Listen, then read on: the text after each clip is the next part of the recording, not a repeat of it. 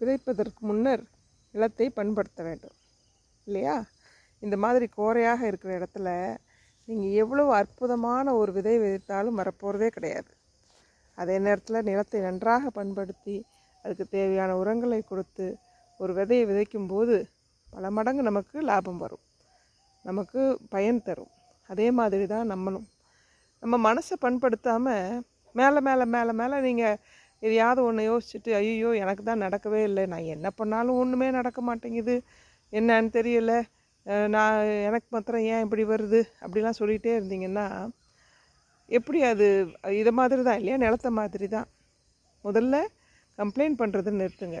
எல்லாம் நன்மைக்கே, இதுவும் கடந்து போகும் அப்படின்னு நினச்சிட்டு நீங்கள் டெய்லி நீங்கள் பண்ணக்கூடியதை ஸ்ரத்தையாக பண்ணுங்கள், பர்ஃபெக்டாக பண்ணுங்கள், ஆனந்தமாக பண்ணுங்கள், ஆரோக்கியமாக பண்ணுங்கள். எல்லாமே சரியாயிடும். கவலைகள் எல்லாம்